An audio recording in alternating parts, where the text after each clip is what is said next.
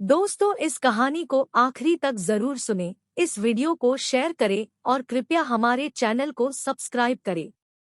एक समय शिव जी महाराज पार्वती के साथ हरिद्वार में घूम रहे थे। पार्वती जी ने देखा कि सहस्त्रों मनुष्य गंगा में नहा कर हर हर कहते चले जा रहे हैं, परंतु प्राय सभी दुखी और पाप परायण हैं। पार्वती जी ने बड़े आश्चर्य से शिव जी से पूछा कि हे देव, गंगा में इतनी बार स्नान करने पर भी इनके पाप और दुखों का नाश क्यों नहीं हुआ? क्या गंगा में सामर्थ्य नहीं रही? शिवजी ने कहा, प्रिय, गंगा में तो वही सामर्थ्य है, परंतु इन लोगों ने पापनाशिनी गंगा में स्नान ही नहीं किया है, तब इन्हें लाभ कैसे हो?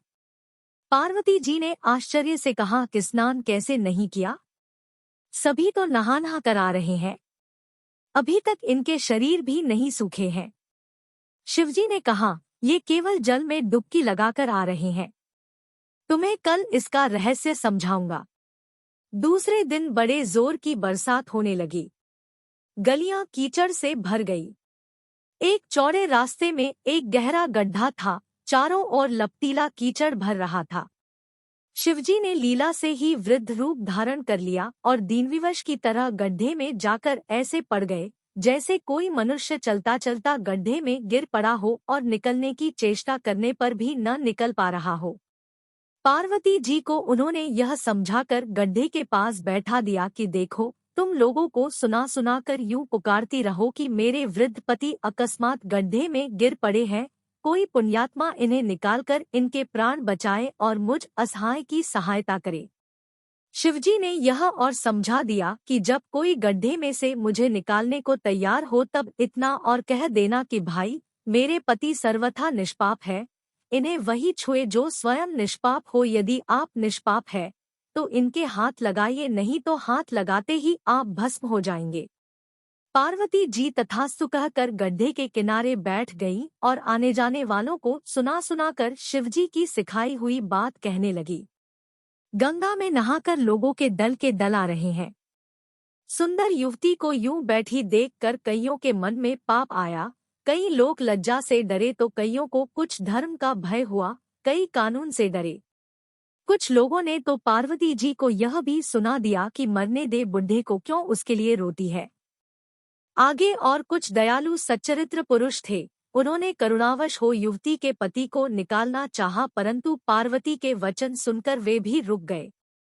उन्होंने सोचा कि हम गंगा में नहाकर आए हैं तो क्या हुआ, पापी तो हैं कि कहीं होम करते हाथ न जल जाएं। बूढ़े को निकालने जाकर इस स्त्री के कथनानुसार हम स्वयं भस्म न हो जाएं। किसी का साहस नहीं हुआ। सैकड़ों आए, सैकड़ों ने पूछा और चले गए। संध्या हो चली। शिवजी ने कहा, पार्वती, देखा आया कोई गंगा में नहाने वाला। थोड़ी देर बाद एक जवान हाथ में लोटा लिए हर हर करता हुआ निकला। पार्वती ने उसे भी वही बात कही। युवक का हृदय करुणा से भर आया। उसने शिवजी को निकालने की तैयारी की। पार्वती ने रोक कर कहा कि भाई, यदि तुम सर्वथा निष्पाप नहीं होगे तो मेरे पति को छूते ही जल जाओगे। उसने उसी समय बिना किसी संकोच के दृढ़ निश्चय के साथ पार्वती से कहा कि माता, मेरे निष्पाप होने में तुझे संदेह क्यों होता है? देखती नहीं मैं अभी गंगा नहाकर आया हूँ। भला गंगा में गोता लगाने के बाद भी कभी पाप रहते हैं? तेरे पति को निकालता हूँ। युवक ने लपककर बूढ़े को ऊपर उठा लिया। शिव पार्वती ने उसे अधिकारी समझकर अपना असली स्वरूप प्रकट कर उसे दर्शन देकर कृतार्थ किया। शिवजी ने पार्वती से कहा कि इतने लोगों में से इस एक ने ही गंगा स्नान किया है।